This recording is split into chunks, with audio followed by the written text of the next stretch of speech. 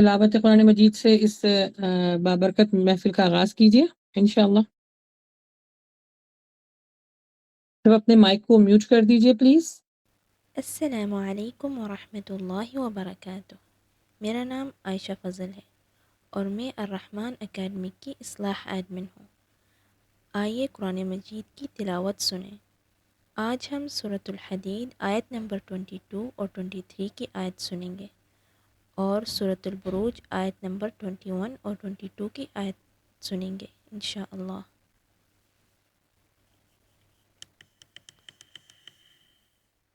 أعوذ بالله من الشيطان الرجيم.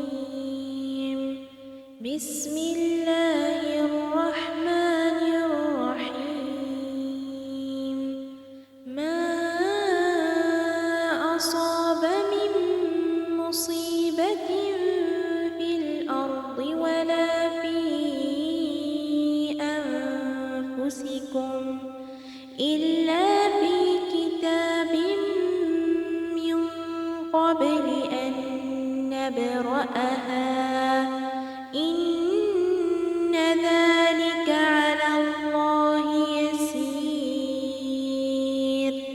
لكي لا تأسوا على ما فاتكم ولا تفرحوا بما آتاكم والله لا يحب كل مختال فخور.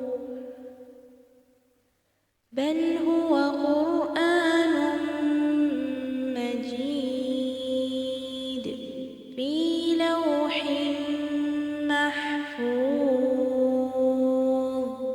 صدق الله العظيم.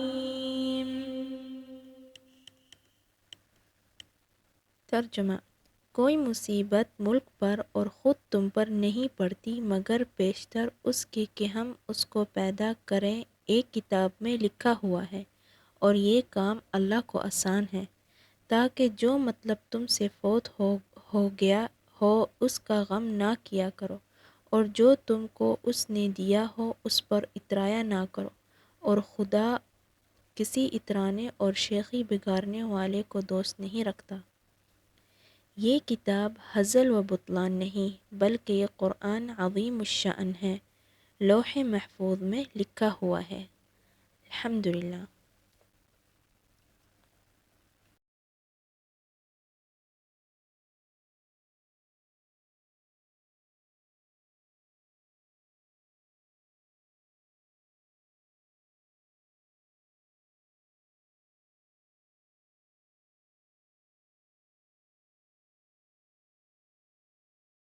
الحمدللہ. جزاکم اللہ خیرن کثیر و احسن الجزاء سسٹر عائشہ، بہت بہت شکریہ. اللہ سبحانہ و تعالیٰ آپ کو اس کا بہترین اجر عطا فرمائے. ان ایک ایک حرف کے بدلے جو آپ نے پڑھا ہے ہزاروں نیکیاں عطا فرمائے. آمین یا رب العالمین. جی انشاءاللہ آج کا جو سیشن ہے وہ شروع کرتے ہیں. سب سے پہلے آپ سب کا بہت بہت شکریہ یہاں پر آنے کا، جو یوٹیوب پر ہیں الحمدللہ اور جو ہمارے ساتھ گوگل میٹ پر ہیں. الحمدللہ اللہ کا بڑا احسان ہے کہ اس نے ہم کو اس طرح کی نیکی کرنے کا موقع دیا. بس اللہ سبحانہ تعالیٰ ہماری اس نیکیوں کو اپنی بارگاہ میں قبول فرمائے. اور اگین جو کچھ ہم یہاں پہ پڑھ رہے ہیں، پڑھا رہے ہیں، سیکھ رہے ہیں، سکھا رہے ہیں، اللہ سبحانہ و تعالیٰ اسے قبول فرمائے. آمین یا رب العالمین. کیونکہ دیکھیں جن گھروں میں، جن جگہوں پر اللہ سبحانہ تعالیٰ کی ذکر کی مجالس سجتی ہیں، اللہ سبحانہ تعالیٰ وہاں پہ رحمت کے فرشتے بھیجتے ہیں اور ان فرشتوں کو یہ حکم ہوتا ہے کہ جتنے حاضرین محفل ہے ان کے لیے دعائے مغفرت کی جائے. تو اس وقت ہمارے لیے دعائے مغفرت ہو رہی ہے. فرشتے بالکل ہمارے ساتھ ہیں، اس کو محسوس کریں. میں ہر اپنے لیکچر میں، چاہے میرا وہ ان پرسن ہوتا ہے، گوگل میٹ ہوتی ہے، جو بھی سچویشن ہوتی ہے، میں لازمی اس بات کو انفسائز کر کے بتاتی ہوں کہ فرشتے ہمارے درمیان ہیں، اس کو محسوس کریں. اگین جہاں پر اللہ سبحانہ تعالیٰ کا ذکر ہوتا ہے نا، وہاں پہ رحمت کے فرشتوں کو اللہ سبحانہ تعالیٰ بھیج دیتا ہے اور پھر وہ اپنی رحمت کے اللہ سبحانہ تعالیٰ کو حکم دیتا ہے اپنے پروں سے اس محفل کو گھیر لو.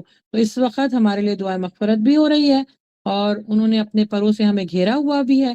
تو اس سے زیادہ پیاری اور بابرکت محفل اور کوئی ہو نہیں سکتی.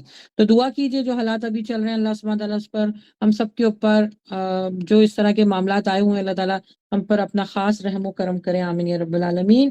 اچھا جو ہمارا جو آج جمع ہونے کا مقصد ہے وہ بھی بہت امپورٹنٹ ہے. الحمدللہ سارے جو سیشن ہمارے ہو رہے ہیں اس میں کافی چیزیں جو ہیں وہ سیکھنے کو بھی ہیں اور الحمدللہ ہر دفعہ ایک کوشش کرتے ہیں کہ ایک نئے طریقے سے جو ہے وہ بات کو سمجھایا جائے. تو آئیے انشاءاللہ شروع کرتے ہیں. رب اشرح لي صدري ويسر لي امري واحلل عقدة من لساني يفقهوا قولي رب زدني علما اللهم فقهنا في الدين اللهم اني اسالك علما نافعا ورزقا طيبا وعملا متقبلا. سبحان الله وبحمده عدد خلقه ورضا نفسه وزينة عرشه ومداد كلماته. اللهم صل على محمد وعلى آل محمد. نحمده ونصلي على رسوله الكريم فعما بعد اعوذ باللہ من الشیطان الرجیم بسم اللہ الرحمن الرحیم. ہر قسم کی تعریف اللہ ہی کے لیے ہے جو بہت مہربان اور بہت رحم کرنے والا ہے، بڑا کرم کرنے والا ہے، احسان کرنے والا ہے. اس نے ہم کو ایمان کی ہدایت دی اور ہم کو قرآن سکھایا اور ہم شکر ادا کرتے ہیں، شکر ادا کرنا بھی چاہتے ہیں جس طرح اللہ سبحانہ تعالیٰ کے نیک بندے شکر ادا کرتے ہیں. ہم توبہ طلب کرنا چاہتے ہیں اور توبہ بھی کرتے ہیں جس طرح اللہ سبحانہ تعالیٰ کے نیک بندے توبہ کیا کرتے ہیں. اس کا عظیم فضل کا ہم سوال کرتے ہیں. اللہ سبحانہ تعالیٰ صاحب کرم ہے. ہم سب دعا کرتے ہیں کہ ہمیشہ ہمارے ساتھ اللہ سبحانہ و تعالیٰ کی رحمتوں اور برکتوں کا نزول ہوتا رہے. الحمدللہ.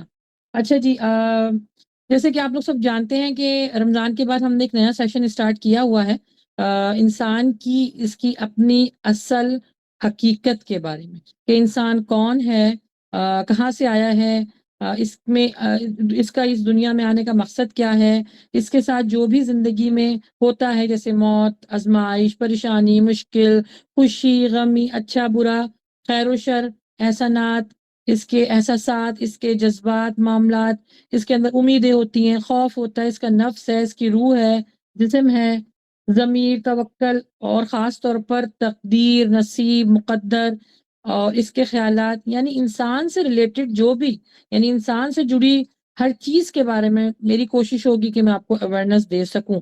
تو پلیز جتنے بھی ہمارے سیشن ہوتے ہیں نا ایوری ویک اگین وینسڈے کو سیم ٹائم پر ہوتا ہے، وہ کیونکہ گروپ میں ہم ساری جو ہے وہ انفارمیشن سینڈ کر دیتے ہیں یوٹیوب کے اوپر بھی.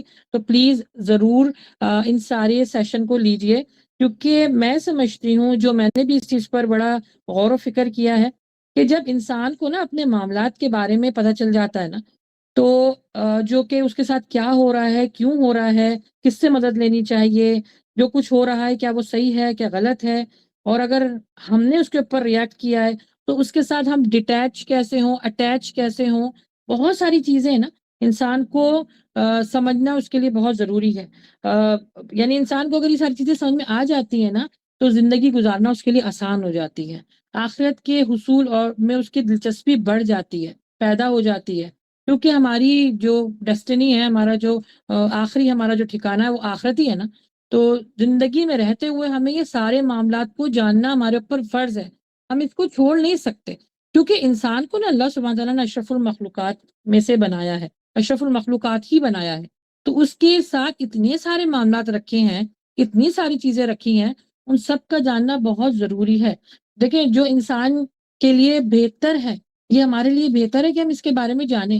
یعنی انسان کو یہ باتیں، اللہ کی حکمت، اس کو سمجھنا اور اس کے ساتھ ساتھ زندگی گزارنا کہ اچھے برے کی کیا اس کو تمیز ہونی چاہیے، رائٹ اور رانگ کی اور حق اور باطل کی، یہ بہت ضروری ہے زندگی گزارنے کے لیے. تو جب ان چیزوں کے بارے میں پتہ چل جاتا ہے نا انسان کو تو اللہ کے نا اور قریب ہو جاتا ہے. اور یہ ایک واحد طریقہ ہے اللہ سے دوستی کرنے کا، اللہ کے قریب جانے کا، کہ جب انسان اپنی تخلیق کے اوپر نظر ڈالے. تو ہمارا جو مین مقصد ہے نا وہ یہی ہے کہ ہم انسان کو یعنی معاملات جو اس کے ساتھ ہیں اس کے بارے میں اویئرنیس دے سکیں. ہم سب کی یہ کوشش ہونی بھی چاہیے. تو خود بھی سیکھیے اور اپنے بچوں کو بھی اس بارے میں بتائیے تاکہ ان لوگوں کے لیے بھی آسانی ہو. اچھا، اس کے نا 2 سیشن آلریڈی ہم اپلوڈ کر چکے ہیں. لاسٹ سیشن ہمارے 2 ویک میں ہو چکے تھے. سب سے پہلے ہم نے یہ جانا تھا کہ اللہ سبحانہ و تعالیٰ کون ہے، کیونکہ جس نے ہم کو بنایا ہے تو ہمیں اس کے بارے میں جاننا بہت ضروری ہے. اچھا بہت لمبے لمبے سیشن میں نہیں کر رہی ہوں کیونکہ آپ لوگوں نے اس ٹاپک پہ اور بھی سیشن لیے بھی ہوں گے, لیکچرز بھی سنے ہوں گے, کلاسز بھی لیے ہوں گی. تو 1 گھنٹے کے اندر اللہ سبحانہ تعالیٰ جتنا ہمیں بتانا چاہتے ہیں اور جتنا ہمیں سمجھانا چاہتے ہیں الحمدللہ اس کو کور کرنے کی ہم کوشش کرتے ہیں. تو ضرور ہمارے یوٹیوب چینل کا نام ہے اللہ کی بات تانیہ مجیب, اس پر ضرور وزٹ کر لیجیے گا. اس کے بعد ہم نے لاسٹ ویک میں جو سیشن لیا تھا کہ انسان کون ہے, تو انسان کی تخلیق کے بارے میں کچھ ہم نے مین پوائنٹس بتائے تھے اور الحمدللہ مجھے اس کو ڈیلیور کر کے بھی اور اس کو جب میں نے اسٹڈی کی تو اتنا اچھا خیال مجھے اس وقت سے لے کے ابھی تک آ رہا ہے. اور میں بڑی ایکسائٹڈ ہوتی ہوں ایوری ویک کہ انسان کو آج ایک اور اس کا پہلو جانیں گے کہ اس کے اس دنیا میں آنے کا اللہ سبحانہ تعالیٰ نے مقصد کیا بنایا ہے. اور لاسٹ ویک جب ہم نے جو سیشن کیا تھا مجھے فیل ہوا کیونکہ اس میں ایک چیز بتائی گئی تھی کہ اللہ سبحانہ تعالیٰ نے انسان کو اپنے ہاتھ سے بنایا ہے. اس کو میں کتنے دنوں تک یہی سوچتی رہی کہ اللہ میرے کتنے قریب تھا, اللہ ہمارے کتنے قریب ہے. اور ابھی بھی اللہ تعالیٰ فرماتا ہے فَإِنِّي قریب, میں تمہارے بہت قریب ہوں.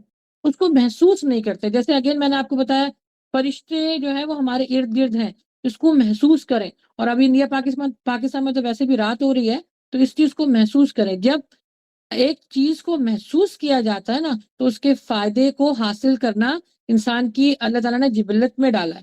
جب کوئی چیز محسوس ہونے لگتی ہے, جیسے ہمیں کوئی درد محسوس ہوتا ہے, کوئی خوشی محسوس ہوتی ہے, اس کی ریئیکشن ہوتا ہے نا. خوشی ہوتی ہے تو بڑے ہم جو ہے وہ ہمارا دن اچھا گزرتا ہے. اگر کوئی ہمارے پاس غم یا پریشانی آ جاتی ہے تو ہم اس کو محسوس کرتے ہیں. تو اگین اللہ کے ذکر کی محفل کو محسوس کیا کریں, اللہ کے ذکر کو محسوس کیا کریں کہ اللہ میرے انی قریب, وہ میرے بہت قریب ہے. تو الحمدللہ اس سیشن کو لیتے ہوئے بھی اس چیز کا خیال ضرور رکھا کریں. اچھا الحمدللہ یہ ہماری جو اس سلسلے کی جو اس کی کڑی ہے نمبر 3 ہے.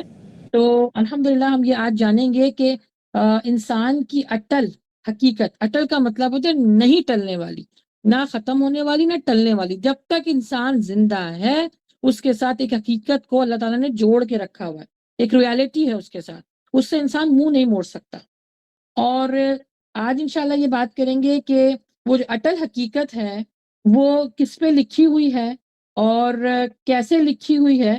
یعنی ہم اپنے تقدیر کے بارے میں بھی جانیں گے کہ تقدیر کیا ہوتی ہے. اچھا اس کا نا پارٹ 1 اینڈ پارٹ 2 ہے.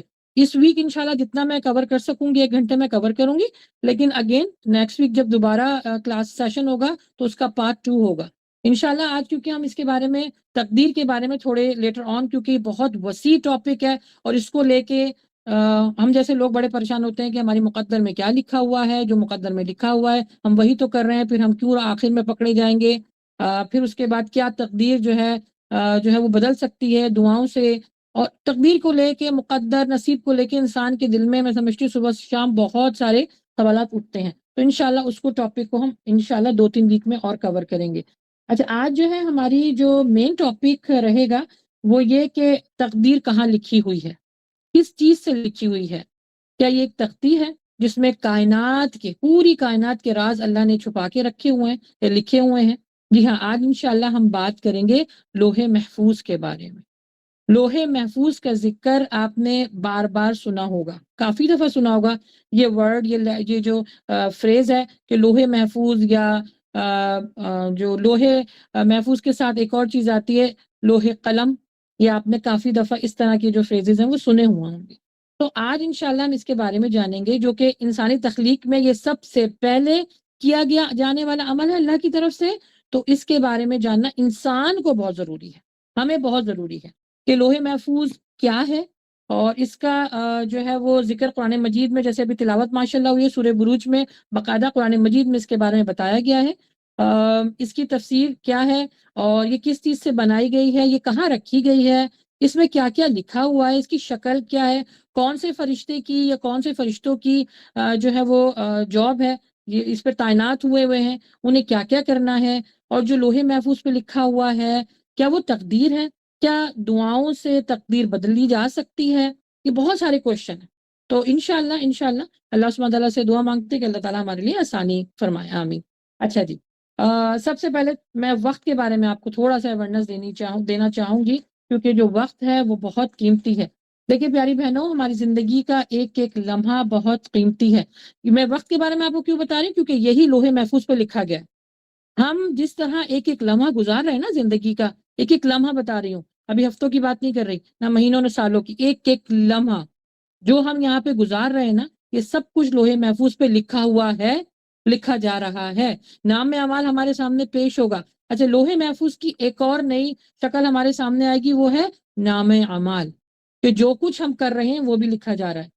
تو ہماری زندگی کا ایک ایک لمحہ بہت قیمتی اور اہم ہے، جو ہم کو زندگی میں صرف ایک ہی بار ملتا ہے۔ دیکھیں ابھی جس طرح ہم لوگ یہاں پہ جمع ہوئے ہیں، کیا اس یہ جو 1 گھنٹہ ہمارا گزر جائے گا کہ زندگی میں کسی بھی طریقے سے ہم اس کو واپس لا سکتے ہیں؟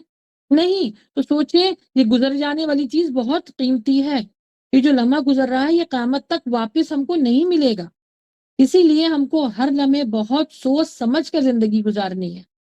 ان دنوں کو ہم نے، یعنی جو دن ہمارے گزر رہے ہیں، ان سے فائدہ اٹھانا ہے تاکہ ہم آخرت میں سرخرو ہو سکے۔ دن اللہ کی یاد کے ساتھ گزاریں اور زندگی کا ایک ایک لمحہ اللہ سبحانہ تعالیٰ کے احکامات پر عمل کرتے ہوئے گزاریں۔ دعا کریں کہ اللہ سبحانہ تعالیٰ ہمیں زندگی میں ایمان کی جو حلاوت ہے، حلاوت کا مطلب ہوتا ہے مٹھاس، انشاءاللہ اس لیکچر، اس کے بعد جو سیشن ہمارے چل رہے ہیں، اس میں آپ کو ایمان کی حلاوت کے بارے میں بتاؤں گی کہ انسان کو اس مٹھاس سے کیسے فائدہ اٹھانا چاہیے۔ جیسے آج کل سیزن شروع ہو گیا ہے، آم کا سیزن، مینگو کا سیزن شروع ہو گیا ہے، میں سمجھتی ہوں ہر گھر میں جیسے ہی یہ سیزن آتا ہے، ہر گھر میں یہ جو ہے نا پھل ضرور ہوتا ہے۔ کیوں؟ اس کی مٹھاس اتنی لوگوں کو پسند ہے کہ جب ختم ہو جاتے ہیں کہیں یہ آم کا جو سیزن، تو لوگوں کا موڈ خراب ہو جاتا ہے۔ تو اسی طرح پیاری بہنوں، ایمان کی بھی ایک مٹھاس ہے، اس کو محسوس کیا کریں، اس کو جانیں، اس کو اپنی زندگی پر طاری کریں۔ تو آپ کی زندگی کا ایک ایک لمحہ اور اللہ سبحانہ تعالیٰ کے احکامات پر عمل کرتے ہوئے گزرنا چاہیے۔ زندگی کو بامقصد گزاریں تاکہ قیامت کے دن ہم اپنے نامہ اعمال کو دیکھ کر خوش ہو سکیں، ہم کو کسی قسم کا پچھتاوا نہ ہو، کیونکہ قرآن مجید میں 8 ایسی آرزویں ہیں اور پچھتاوے ہیں جو انسان قیامت کے وقت اللہ کے سامنے ضرور کرے گا، ضرور کرے گا، کیونکہ قرآن مجید میں 8 ایسے مقامات آئے ہیں، ایسی صورتیں ہیں، ایسے آیتیں ہیں جہاں پر آپ کو ملے گا یا لیتنی۔ یا لیتنی کا مطلب ہوتا ہے اے کاش، اے کاش میں اللہ کے احکامات پر عمل کرتا، اے کاش میں زندگی اللہ سبحانہ تعالیٰ کے فرمانبرداری کے ساتھ گزارتا، اے کاش میں شیطان کی، یعنی اتنے آپ کو مقامات ملیں گے۔ تو جب اس چیز کا ذکر اللہ سبحانہ تعالیٰ نے پہلے سے کر دیا تو اس کی تیاری نہیں کرنی چاہیے؟ جیسے کہ بارش ہوتی ہے، اب بارش میں جب ہم باہر نکلتے ہیں تو ہر طرح کی احتیاط کرتے ہیں نا، یعنی ہمارے کپڑے بھی گندے نہ ہوں، بارش کا پانی بھی ہمارے کپڑوں پر نہ آئے، چھینٹے نہ لگیں، امبریلا پر لے کے باہر نکلتے ہیں۔ بارش ہو رہی ہے، اللہ سبحانہ و تعالیٰ نے سب کے لیے خاص اور عام رکھا ہے نا، سب کے لیے ایک جیسی رکھی ہے، لیکن کچھ لوگ اس میں احتیاط کرتے ہیں۔ اسی طرح پیاری بہنوں، زندگی کو بھی احتیاط کے ساتھ گزارنا ہے، یعنی اس کو لاپرواہ ہو کر ایک عام سی چیز جان کر اس کو نہیں گزارنا۔ زندگی بہت امپورٹنٹ ہے، بہت اہم ہے۔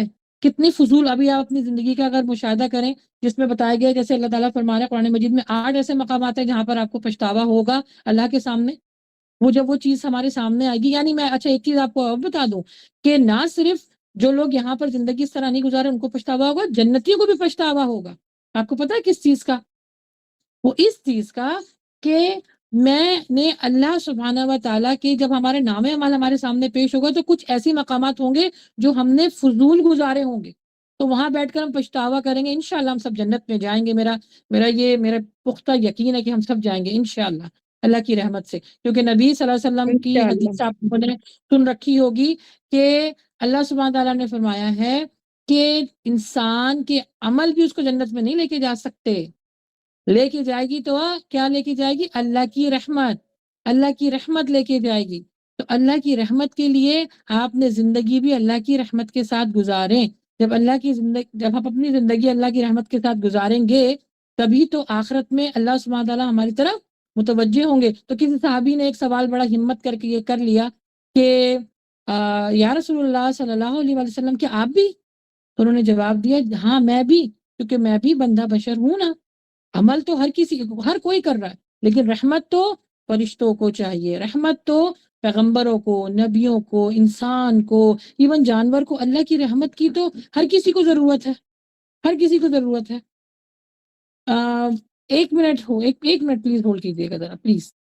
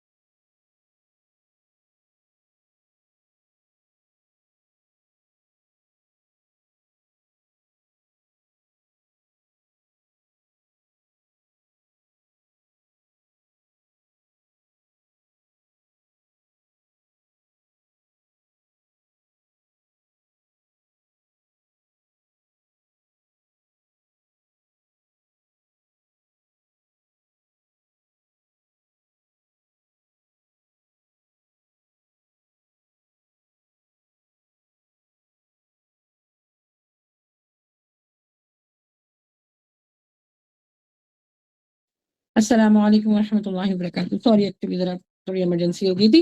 جی تو میں یہ کہہ رہی تھی کہ پچھتاوا تو ہوگا لیکن ہمیں اس سے بچنا ہے. تو جنتیوں کو بھی دکھایا جائے گا کہ تم نے یہ والا ٹائم یہ والا وقت جو ہے وہ فضول گزارا. اور وہ کیا تھا کہ کیوں نہ میں گاڑی چلا رہی تھی تو میں نے اللہ کا ذکر کیوں نہیں کیا. میں جب کھانا پکا رہی تھی تو میں نے اللہ کا ذکر کیوں نہیں کیا. جب میں اور کام کر رہی تھی یعنی فضول کاموں کو بھی دکھایا جائے گا ہمارے سامنے.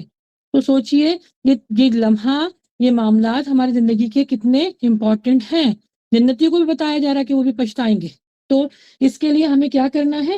تیاری کرنی ہے. دیکھیے میری پیاری بہنوں، ہماری زندگی کا ایک ایک لمحہ جو ہے وہ زندگی کیسے بنی ہے؟ ایک ایک لمحے کو جوڑ کر بنی ہے.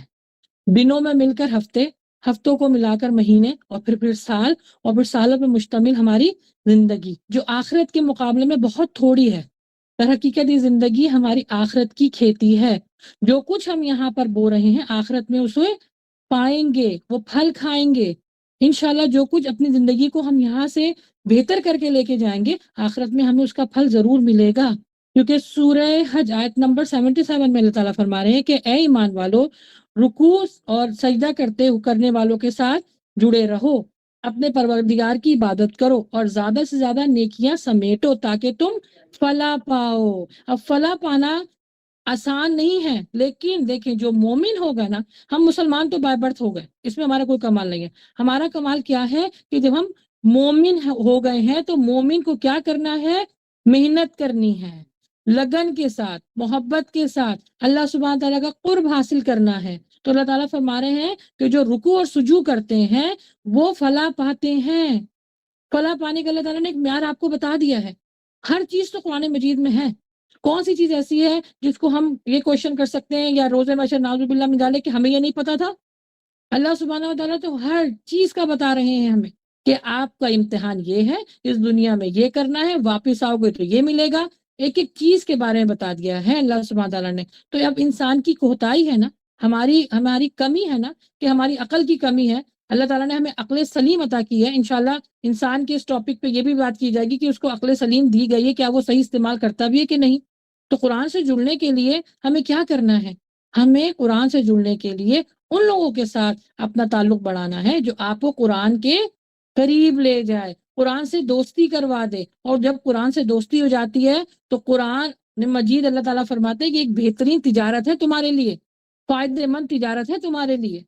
کیونکہ تم جب قرآن سے جڑ جاؤ گے تو اس کا مطلب کیا ہے کہ ہم اللہ سبحانہ تعالیٰ سے جڑ گئے. اللہ تعالیٰ نے کیا فرمایا سورہ زلزال میں؟ فَمَن يَعْمَلْ مِثْقَالَ ذَرَّةٍ خَيْرًا يَرَهُ. یعنی جو بھی تم نیکی کرو گے، خیر کے کام کرو گے، چھوٹے سے چھوٹا ذرے سے ذرہ بھی ہوگا وہ تمہیں دکھا دیا جائے گا. ذرے یعنی ذرہ آپ کو پتہ ہے نا کیا ہوتا ہے؟ میں آپ کو ایک مثال دوں، جیسے کہ ونڈو کے اوپر جب روشنی آتی ہے اور وہ کمرے میں اندھیرا ہوتا ہے لیکن ونڈو سے روشنی آتی ہے تو آپ دیکھیں اس میں نا ایک ہلکی سی ڈسٹ سی اڑتی ہے. اس میں کیسے باریک باریک چھوٹے چھوٹے ذرات ہوتے ہیں جو بالکل صاف نظر آتے ہیں روشنی میں. تو اللہ تعالیٰ فرما رہے ہیں کہ اگر تم نے خیر کا کام کیا ہوگا تو وہ خیر کا کام بھی تمہیں دکھا دیا جائے گا. اور پھر اللہ سبحانہ وتعالیٰ کیا فرما رہے ہیں؟ وَمَن يَعْمَلْ مِثْقَالَ ذَرَّةٍ شَرًّا يَرَهُ. یعنی تم جو شر کر رہے ہو، تم جو غلط کام کر رہے ہو، تم یہ سمجھ رہے ہو کہ تمہیں کوئی دیکھ نہیں رہا، ذرہ برابر بھی جو تم کرو گے وہ تمہیں دکھا دیا جائے گا روز محشر. تو سوچئے ہمارے لیے یہاں پر کیا مقام ہے، کیا سوچنا چاہیے، ہمیں کیا کرنا چاہیے. زندگی کو ایک اچھی زندگی گزارنے کے لیے قرآن سے جڑنا بہت ضروری ہے. اچھا، جو ہمارا آج مین ٹاپک تھا لوح محفوظ، اب انشاءاللہ اس کے بارے میں بات کرتے ہیں. میرا بتانا آپ لوگوں کو خاص طور پہ وقت کے بارے میں، کیونکہ ہم اس کو بہت فضول سمجھ کے ضائع ہی کر رہے ہیں. یعنی آپ دیکھیے کہ یہ صرف ضائع ہی ہو رہا ہے. آپ صبح سے لے کے شام تک اپنی روٹین کا اگر مشاہدہ کریں تو آپ دیکھیں اب یہ ماشاءاللہ جیسے رات ہے، رات کو سب اپنے اپنے بستروں میں ہوں گے. ذرا صبح سے سوچیں اور رات تک سوچیں کون کون سے کام ایسے کیے ہیں ہم نے جس سے اللہ ہم سے راضی ہو جائے، کہ کون کون سے ایسے کام ہیں جس سے میں بھی تو اللہ سے، یعنی ہمارا ایک بڑا مسئلہ ہے، ہم دعا مانگتے ہیں اللہ ہم سے راضی ہو جائے، اللہ ہم سے راضی ہو جائے، اچھی دعا ہے، لیکن کیا ہم اللہ سے راضی ہیں؟ کیا اس کے دیے ہوئے پہ ہم خوش ہیں؟ کیا جو اس نے ہمیں وقت دیا اس کو ہم صحیح کاموں میں استعمال کر رہے ہیں؟ نہیں کر رہے. اس پر توجہ کی ضرورت ہے. اس پر اپنی جو عقل اللہ تعالیٰ نے ہمیں دی ہے اس کے ساتھ کام کرنا بہت ضروری ہے. ادروائز روز محشر میں اللہ تعالیٰ نے تو بتا دیا کہ 8 تم لوگ کی جو پچھتاوے ہیں وہ 8 تو ہوں گے. کیا ہم ان ایسے لوگوں میں سے ہونا چاہتے ہیں جو ریگریٹ کریں، جو پچھتائیں؟ نہیں. اللہ تعالیٰ نے عقل سلیم دی ہے، اللہ سبحانہ تعالیٰ نے شعور دیا ہے، اللہ نے ہاتھ پاؤں دیے، کتنی نعمتیں دی ہیں. ان لوگوں سے پوچھیں جن کے ہاتھ نہیں ہوتے، جن کی آنکھیں نہیں ہوتی، جن کے پاؤں نہیں ہوتے، ایک پاؤں ہوتا ہے ایک نہیں ہوتا، کٹ جاتا ہے. یہ کتنی بڑی نعمت ہے. ذرا سا ایک اپنے ہاتھ کو تھوڑی دیر کے لیے پیچھے باندھ کے دیکھیں اور اس سے آپ ذرا کوکنگ کریں، صرف تھوڑی دیر کے لیے مشاہدے کے لیے کہ میرے پاس کتنی بڑی نعمت ہے. جب چھن جاتی ہے، جن کے پاس نہیں ہوتی آپ ان سے پوچھیں. تو تھوڑا اپنا ہی مشاہدہ کر لیں زندگی کا. پھر اللہ نے جو یہ وقت ہم کو دیا ہے یہ بہت قیمتی ہے. اللہ سبحانہ تعالیٰ فرما رہے ہیں کہ قیمتی ہے، تو پھر میں اور آپ اس چیز سے فائدہ کیوں نہیں اٹھاتے ہیں؟ اٹھانا ہے تاکہ لوح محفوظ میں جو کچھ لکھا ہوا ہے، جو کچھ لکھا جا رہا ہے، وہ بھی قیمتی رہے ہمارے لیے، وہ بھی آخرت میں ہمارے معاملات کو درست کر سکے. دیکھیں یاد رکھیں، روز محشر اللہ سبحانہ تعالیٰ ہماری نیکیوں کو تولے گا، گنے گا نہیں. میں ہر دفعہ ایک بات بتاتی ہوں کیونکہ لوگ ہمیشہ نا تعداد کے چکر میں پڑ جاتے ہیں. اللہ کو نا کوالٹی چاہیے، کوانٹٹی نہیں چاہیے. اللہ کو آپ کا اخلاص چاہیے کہ جو بھی آپ کر رہے ہیں. میں آپ کو مثال دوں، دن بھر میں آپ ایک ہی کام کیوں نہ کر رہے ہیں لیکن اتنے اخلاص کے ساتھ کریں، اتنی محبت کے ساتھ کریں، صرف اور صرف اللہ کیا قرب حاصل کرنے کے لیے کریں. آپ دیکھیں اس ایک کام سے آپ کے نہ پورے دن میں آپ کی برکت نہ ہو. آپ پھر بولیے گا اس ایک کام سے، لیکن کیا اس میں اخلاص ہونا چاہیے. اور اخلاص کا مطلب ہے صرف اور صرف اللہ کے لیے. کیونکہ اللہ سبحانہ وتعالیٰ نے جب یہ دنیا بنائی اور اس سے پہلے جو یہ لوح محفوظ کی جو کتاب اللہ تعالیٰ نے اس کو لکھنا شروع کیا تو اس میں سب سے پہلے یہ بات لکھی تھی کہ اللہ ایک ہے، اللہ سبحانہ وتعالیٰ عبادت کے لائق ہے. یہ اللہ تعالیٰ نے خود لکھا ہے اس کے پہلے پیج پر. لوح محفوظ کے بارے میں آپ کو عموماً لوگ اس کے بارے میں مطلب رفلی سن لیتے ہیں کہ بھائی رفلی جان لیتے ہیں. لوح محفوظ وہ کتاب ہے جو اللہ سبحانہ وتعالیٰ نے انسانوں کی زندگی سے لے کے آخرت تک کے معاملات اس میں لکھ دیے ہیں. کب کس کو مرنا ہے، کب کیا کرنا ہے، کس حال میں زندگی گزارنی ہے، رزق کتنا ملے گا، حلال اور حرام کی تمیز کرے گا کہ نہیں کرے گا، شادی، بچے، بیماری، مشکلات، صبر، شکر، حتیٰ کہ میں اس وقت کیا کر رہی ہوں، ہم اس وقت کیا کر رہے ہیں، یہ بھی پہلے سے لکھا جا چکا ہے. یہ بھی پہلے لکھا جا چکا ہے. الحمدللہ اللہ سبحانہ وتعالیٰ نے اس کو لکھ کر اپنے پاس رکھا ہوا ہے. اچھا یہاں پر میں انفسائز کیوں کر رہی ہوں اپنے پاس؟ کیونکہ مشرک مکہ اس بات پر ایلیگیشن لگاتے تھے نعوذ باللہ من ذالک کہ جو کچھ آسمان سے آتا ہے وہ شیطان لے کر آتا ہے، کیونکہ شیطان تو جھوٹا ہوتا ہے. تو وہ نبی صلی اللہ علیہ وسلم کے اوپر یہ ایلیگیشن لگاتے تھے. سورہ واقعہ میں آپ کو یہ مل جائے گا کہ ایلیگیشن لگاتے تھے کہ جو کچھ نبی صلی اللہ علیہ وسلم انسانوں تک پہنچا رہے ہیں تو وہ ان کو شیطان دے رہا ہے آ کے، نعوذ باللہ من ذالک. تو پھر اللہ سبحانہ تعالیٰ نے اس بات کو انفسائز کیا. اچھا جب نبیوں پر پیغمبروں پر کوئی ایلیگیشن لگتی ہے نا، الزام لگتا ہے، تو اس کا جواب نبی پیغمبر خود نہیں دیتے، اللہ سبحانہ تعالیٰ خود دیتے ہیں. تو وہاں پر اللہ سبحانہ تعالیٰ نے فرمایا کہ جو لوح محفوظ ہے وہاں پر صرف کون جاتا ہے؟ متطہر، صرف پاک ہستی جاتی ہے. اور وہ پاک ہستی صرف کون ہو سکتی ہے؟ فرشتے جاتے ہیں. تو یہاں پر اللہ سبحانہ تعالیٰ دیکھیں انسان کی ایک ایک بات کا اللہ تعالیٰ جواب دیتے ہیں.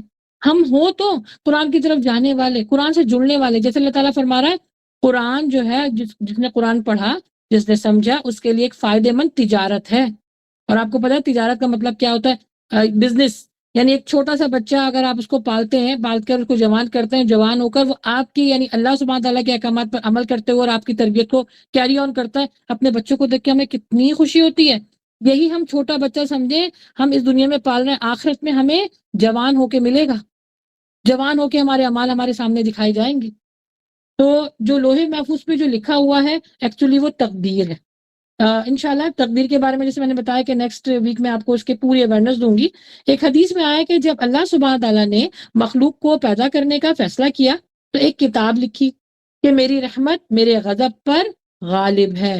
دیکھیں جتنے معاملات ہم کرتے ہیں اس حدیث کی روح میں اگر آپ جائیں تو جتنی دن بھر میں جتنی اپنی زندگی میں جو ہم معاملات کرتے ہیں وہ اللہ سبحانہ تعالیٰ کا غضب کو بلانے کے لیے میں سمجھتی ہوں بہت زیادہ ہیں، بہت زیادہ. لیکن اللہ تعالیٰ فرما رہے ہیں کہ میری رحمت جو ہے میرے غضب پر بھاری ہے. وہ کتنا غفور الرحیم ہے، وہ دینے والا ہے، احسان کرنے والا ہے. ہم لینے والے بھی تو بنے نا.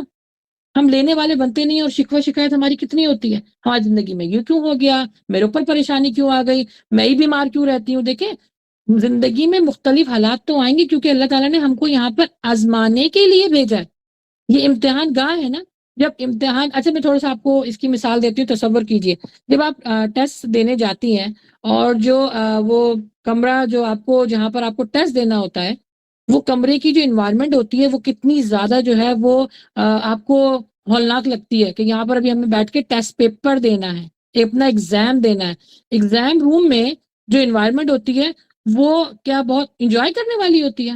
نہیں، آپ وہاں پر جاتے ہیں پوری تیاری کے ساتھ، اس کمرے میں جب انٹر ہوتے ہیں وہاں پہ اپنا رول نمبر دیکھتے ہیں، اگین آپ کے پاس پھر اپنے آپ جو ہے وہ بیک پیک چیک کرتے ہیں کہ آپ کے پاس پینسل ہو، آپ کے پاس پین ہو، اس کی تیاری جو آپ نے کی ہو وہ سارے آپ کے دماغ میں ہو، پھر آپ وہاں پہ جا کے بیٹھتی ہیں، پھر آپ کے سامنے پیپر آتا ہے، اس کو حل کرتی ہیں۔ جس نے اس کی تیاری کی ہوتی ہے وہ بڑے خوش خوش جو ہے نا اس پیپر کو حل کر دیتا ہے، جس نے تیاری نہیں کی ہوتی وہ کیا کہتا ہے، میں مارا گیا، آج تو جو پیپر میں سوالات آئے ہیں اس کا تو مجھے پتہ ہی نہیں ہے، اس کی تو میں نے تیاری نہیں کی۔ کیوں؟ کیونکہ اس نے سارا ٹائم کھیل کود میں اور فضول کاموں میں گزار دیا۔ اب جب ٹیسٹ پیپر سامنے آیا تو وہ فیل ہوگا کہ پاس ہوگا؟ ایونچولی وہ فیل ہوگا، اس نے تیاری نہیں کی۔ اسی طرح اللہ سبحانہ تعالیٰ نے زندگی دی ہے، یہ ہمیں، یہ ایگزام روم ہے، یہاں پر خوشی غمی ہر چیز آئے گی، لیکن ہمارے ساتھ پرابلم کیا ہے کہ خوشی کا لمحہ ہم تو بہت جلدی گزار دیتے ہیں، لیکن جو غم آتا ہے، جو پریشانی آتی ہے، ہم اس کو خود ہی پرولونگ کر دیتے ہیں۔ دیکھیے اس سے نکلنے کا طریقہ جانیے قرآن سے۔ جب آپ کے اوپر پریشانی آتی، نبی صلی اللہ علیہ وسلم کے اوپر کتنی پریشانی آئی ہے، انبیاء ہو گئے، پیغمبر ہو گئے، بزرگان دین ہو گئے، ان کے اوپر بھی تو پریشانی آتی تھی نا، یہ کیسے نکلتے تھے؟ یہ روز ہو کے نکلتے تھے، یہ لوگوں سے شکوہ شکایت کرتے نکلتے تھے، اپنی تقدیر کو کوستے ہوئے نکلتے تھے کہ میری تقدیر میں تو لکھا ہے ایسا نہیں۔ جب اللہ نے ایک چیز آپ کے لیے مقدر کر دی ہے، اب اس کے فائدے اور نقصان، اللہ تعالیٰ نے اس لیے عقل سلیم دیا ہے، اس کے فائدے نقصان کو جانیے، اس کو کیسے عمل کرنا ہے، کس طرح عمل کرنا ہے، یہ قرآن آپ کو بتائے گا، نبی صلی اللہ علیہ وسلم کا عمل آپ کو بتائے گا، پڑھنے والے تو بنے نا۔ تو اللہ تعالیٰ فرما رہے ہیں کہ میری رحمت میرے غضب پر غالب رہے گی، اور اسی کتاب لوح محفوظ، اس کو لوح محفوظ اچھا کیوں کہا جاتا ہے؟ اس کے معنی ہیں عربی زبان میں، لوح کہتے ہیں تختی کو، اور محفوظ کا مطلب ہوتا ہے کسی چیز کی حفاظت کی جائے، اور اس لوح محفوظ یعنی اس تختی کو کتاب بھی کہا جاتا ہے، الکتاب بھی کہا جاتا ہے۔ اچھا آسمانی جو چاروں کتابیں نا جن پر ہمارا ایمان ہے، بلیو ہے، وہ بھی سب اسی کے اندر درج ہیں، الحمدللہ۔ سوچیں ابھی دیکھیں آپ کے ساتھ اسکرین شیئر ہو رہی ہے، سسٹر عائشہ آپ کے ساتھ شیئر کر رہی ہیں، اس کتاب کو سوچیے ذرا غور سے دیکھیں، کتنی خوبصورت یہ کتاب لگ رہی ہے۔ اب آگے انشاءاللہ آپ کو بتاؤں گی کہ کس کس چیزوں سے بنی ہے۔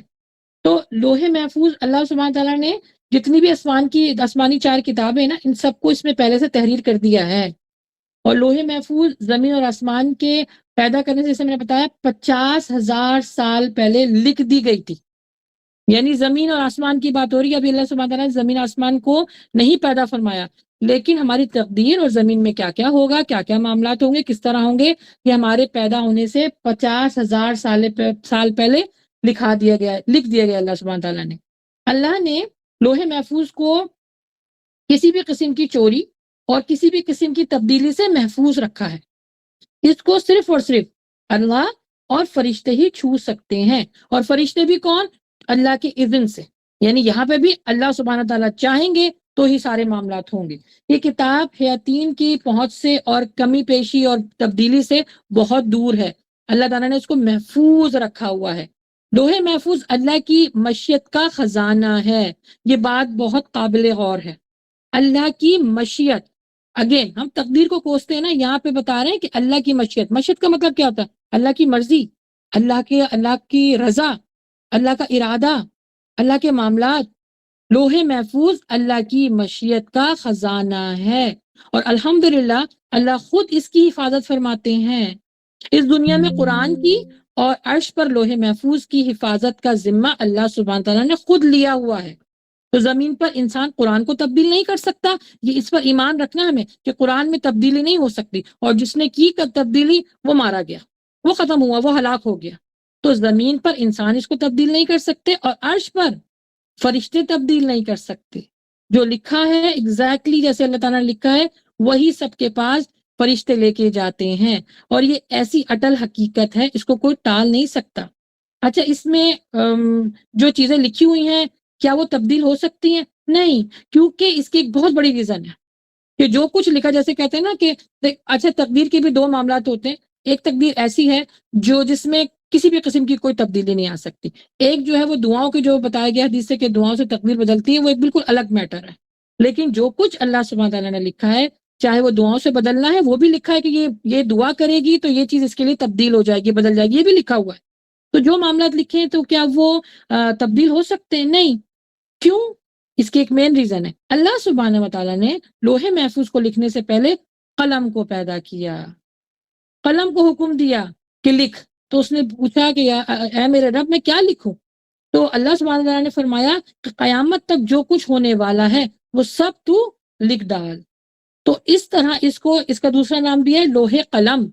یعنی لوح قلم، لوح میں جو بھی کچھ تختی پہ لکھا ہوا ہے نہ اس کو کوئی تبدیل کر سکتا، اور جس قلم سے لکھا گیا ہے اس کی آپ سنیں وہ تبدیل کیوں نہیں ہو سکتا؟ کیونکہ اللہ سبحانہ و تعالیٰ نے، اس کی دو ریزن ہے. اللہ سبحانہ تعالیٰ نے اس قلم کو حکم دیا، اس نے جو کچھ لکھنا تھا، جو اللہ تعالیٰ نے اس کو کہا اس نے لکھا، اور اس کے بعد اس کی جو انک تھی، اس کی جو روشنائی تھی، اس کی جو سیاہی تھی، اللہ تعالیٰ نے اس کو خشک کر دیا، ختم کر دیا. اب اس میں کوئی تبدیلی نہیں ہو سکتی. یہ مین ریزن ہے. اور دوسری وجہ کیا ہے کہ اللہ سبحانہ و تعالیٰ نے جو کچھ لکھا ہے وہ اپنی حکمت اور علم کے اندازے سے لکھا ہوا ہے. تقدیر کے جو لغوی معنی بنتے ہیں وہ اندازہ ہے، لیکن اس کا مطلب پرفیکٹ اندازہ، کیونکہ اللہ سبحانہ تعالیٰ لکھ رہے ہیں. تو اللہ کے اندازے کا مطلب ایسا نہیں ہے جیسے میں اور آپ لکھتے ہیں، لکھ کے مٹا دیا، یا یہ صحیح نہیں لگا تو ہٹا دیا. نہیں، اللہ کا اندازہ بھی پرفیکٹ ہوتا ہے، بالکل ثابت، بالکل بدلنے والا نہیں، تبدیلی والا نہیں. جس نے جو لکھ دیا وہ لکھ دی گیا. کیونکہ لوح محفوظ کا ذکر جو ہے وہ جیسے ابھی آپ کو بتایا کہ پارہ نمبر 30 میں بھی ہے، سورہ بروج میں اللہ تعالیٰ فرما رہے ہیں کہ ہم نے، یعنی اس پر ایمان رکھنا کہ ہم نے جو تمہاری تقدیر کا معاملہ ہے وہ لوح محفوظ پہ رکھا ہے. اور محفوظ کی میں نے آپ کو بتا دی ڈیفینیشن کہ صرف اللہ اس کی حفاظت کرتے ہیں، صرف اللہ اس کی حفاظت کرتے ہیں. تقدیر پر، لوح محفوظ پر اور قلم پر ایمان رکھنا ہمارے فرائض میں سے ہے. یہ کوئی چھوٹی چیز نہیں ہے قلم. اس لیے میں نے آپ کو ہر دفعہ کہا بھی ہے، اور میں نے اپنے لیکچر میں گھڑی گھڑی لوگوں کو کہتی ہوں کہ لکھیں، کیونکہ لکھنا اللہ کی سنت ہے. اللہ نے بھی تو لکھا ہے نا، تو پھر ہم کیوں نہیں لکھتے؟ اور لکھنے پہ اجر ہے. سنت کا مطلب ہوتا ہے طریقہ. اللہ نے ہماری تقدیروں کو لکھنے کے لیے قلم کا استعمال کیا ہے نا، تو ہم کیوں نہیں کرتے؟ اور قلم جس نے استعمال کیا ہے اپنی دین کی تعلیم حاصل کرنے کے لیے، تو ایک ایک لفظ کے بدلے آپ کو ہزاروں نیکیاں ملتی ہیں. کیونکہ نام اعمال میں ہماری ساری چیزیں جمع ہو رہی ہیں نا، دکھایا جائے گا ہم کو. تو پھر اس وقت ہم پچھتائیں گے کہ کاش ہم لکھ لیتے. تو جو اگین پوائنٹس آپ کو لگتے ہیں ان کو لکھے ضرور، بھلے سے بعد میں ہم ان کو دیکھیں نہ دیکھیں، لیکن لکھے ضرور، کیونکہ ایک ایک چیز ہماری اللہ سبحانہ تعالیٰ لکھوا رہا ہے. اچھا فرشتوں کا بھی طریقہ کیا ہے؟ وہ بھی لکھ رہے ہیں. یہ کندھوں پہ جو بیٹھے ہیں یہ بھی، ان کو بھی حکم ہے لکھنے کا، یہ بھی لکھ رہے ہیں. اللہ تعالیٰ نے بھی لکھا. تو سوچئے ہمارے اوپر لکھنا، پھر اس کے اوپر ایمان رکھنا ہمارے فرائض میں سے. اس کے بغیر ہمارا ایمان مکمل نہیں ہوگا. لوح محفوظ وہ تختی ہے جس پر ساری کائنات کی تقدیر علم الہی کے مطابق درج ہے. اور اللہ سبحانہ تعالیٰ اس پر روزانہ 336 مرتبہ اس پر نظر ڈالتے ہیں. اس میں سب سے پہلی بات اس میں لکھی، جیسے میں نے آپ کو پہلے بتایا، لکھی ہوئی کیا ہے کہ اللہ ایک ہے، اللہ واحد ہے، وہی عبادت کے لائق ہے. اور آگے لکھا ہوا ہے کہ اس کا دین اسلام ہے اور نبی صلی اللہ علیہ وآلہ وسلم اس کے بندے اور رسول ہیں. یہ لوح محفوظ پہ سب سے پہلی بات لکھی ہوئی ہے پیاری بہنوں. سوچئے، اس کو ذرا تصور کیجئے. اگین آپ کے ساتھ اسکرین شیئر ہو رہی ہے. خیالات میں لے کے جائیے اپنے آپ کو کہ آپ آسمانوں پر ہیں. اللہ سبحانہ و تعالیٰ نے آپ کو وہ درجات دیے ہوئے ہیں کہ آپ ان سب چیزوں کی سیر کر سکتے ہیں.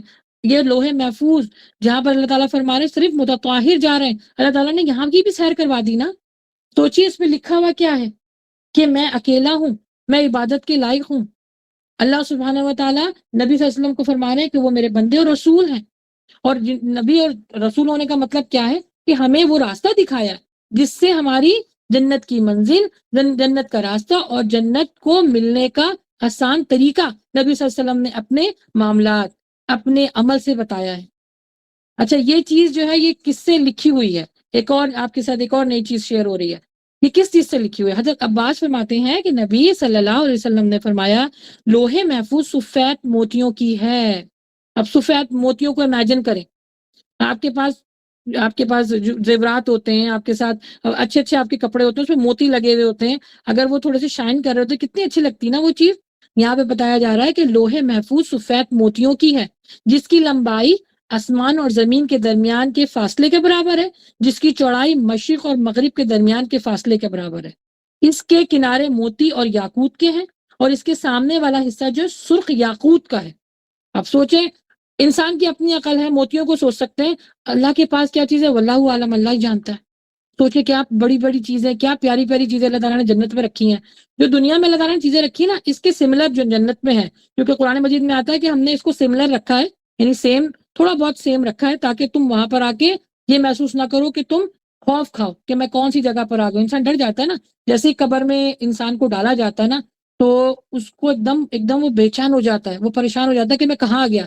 اسی لیے سنت ہے اور اس کا بہت اجر ہے کہ جیسے ہی اپنے جو مردہ ہے اس کو آپ میت اس کی لے کے جاتے ہو، اس کی تدفین کرتے ہو، اور جب اس کو آپ نے دفن کر دیا تو اس کے پاس اتنی دیر تک بیٹھو جیسے ایک اونٹ کو ذبح کر کے اور اس کا گوشت تقسیم ہو جائے، 2 یا 2.5 گھنٹے لگتے ہیں۔ اتنی دیر تک آپ قبر کے ساتھ بیٹھو، کیوں؟ تاکہ وہ مردہ اپنی قبر سے مانوس ہو جائے۔ تو ہر انسان کہیں بھی کہیں جاتا ہے نا، نئی جگہ پہ، تو وہ کیا ہوتا ہے، وہ پریشان ہو جاتا ہے، گھبرا جاتا ہے۔ تو اللہ تعالیٰ فرما رہے ہیں کہ جو ہم نے دنیا میں تمہارے ساتھ معاملات کیے، اس میں کچھ سملر جنت میں بھی ہیں۔ تو سوچئے یہاں پر یاقوت کے بارے میں بات ہو رہی ہے۔ اچھا، ایک اور چیز، یہ جو لوح محفوظ جو کتاب ہے نا، یہ عرش سے بندھی ہوئی ہے، یہ عرش سے بنی ہوئی ہے، بندھی ہوئی ہے، اور اللہ کے بہت قریب ہے، اور اس میں فرشتے حضرت اسرافیل جا سکتے ہیں۔ یہاں پر کون سے فرشتے جا سکتے ہیں؟ حضرت اسرافیل، جو سور پھونکیں گے۔ اور اللہ سبحانہ و تعالی حکم جب دیتا ہے حضرت اسرافیل کو، یعنی آسمان والوں کے لیے، کہ ان کی کیا کیا جابس ہیں، ان کی کیا کیا ڈیوٹیز ہیں، ان کو کیا کیا کرنا ہے، تو پھر حضرت میکائیل کے سپرد وہ سارے احکامات کر دیے جاتے ہیں۔ کہاں سے آئے؟ لوح محفوظ سے اترا۔ کس کے پاس آیا؟ حضرت اسرافیل کے پاس آیا۔ اب حضرت اسرافیل نے جو احکامات تھے، صرف آسمانوں والوں کی بات ہو رہی ہے، یعنی فرشتوں کو جو بتایا جاتا ہے کہ آپ نے یہ کرنا ہے، یہ کرنا ہے، اتنا دینا ہے رزق، اتنا، یعنی اس کی سب ڈیوٹی ہے نا، ہر فرشتے کی الگ الگ جاب اللہ تعالیٰ نے لگائی ہوئی ہے۔ تو حضرت میکائیل کو اس کو سپرد کر دیا جاتا ہے۔ اور اگر جب زمین والوں کے لیے جو حکم آتا ہے، تو حضرت میکائیل جو ہے کس کو دیتے ہیں؟ حضرت جبریل امی کو دیتے ہیں۔ الحمدللہ، کتنی پیاری انفارمیشن ہے، کتنا پیارا معاملہ ہے۔ یعنی جب آپ اس کو ڈیپلی سوچیں، میں تو اس کو ڈیپلی، جب میں اسٹڈی بھی کر رہی ہوتی ہوں، جب میں ڈیلیور بھی کر رہی ہوتی ہوں، اس کو ڈیپلی سوچیں کہ آپ آسمانوں پر ہیں، آپ کے سامنے ایک فلم چل رہی ہے، ایک ویڈیو چل رہی ہے، جس کو آپ کو دیکھ کر خوشی محسوس ہو رہی ہے۔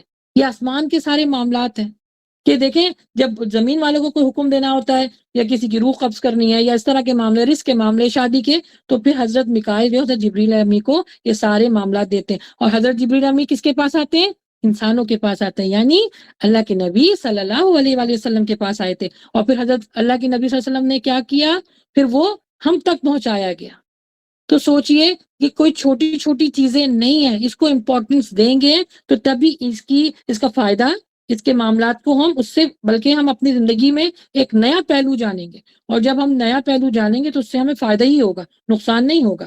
اچھا، لوح محفوظ پر ایکسکیوز می، ہماری اور آپ سب کی، ہم سب کی پریشانیاں بھی درج ہیں۔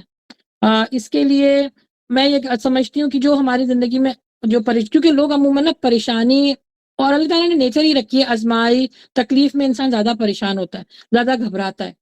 تو اللہ سبحانہ تعالیٰ نے فرمایا کہ وہ سب کچھ میں نے لکھ دیا ہے۔ تو میرا آپ سب سے، ہم سب کے لیے میسج یہی ہے کہ اس پہ لڑائی مت کریں، اللہ سے اس چیز پہ نہ لڑیں۔ 1 منٹ ہولڈ کیجیے گا پلیز۔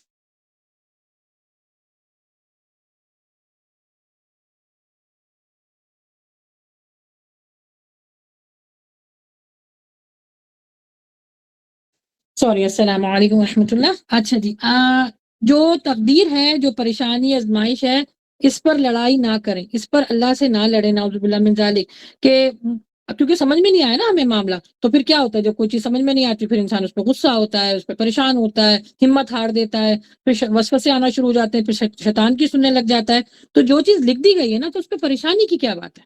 اس پر تو آپ نے کیا کرنا ہے، اس کو جاننا ہے کہ اب پریشانی تو آ گئی ہے، آزمائش تو آ گئی، جیسے میں نے آپ کو بتایا کہ ایگزام ہمیں دینا ہی دینا ہے۔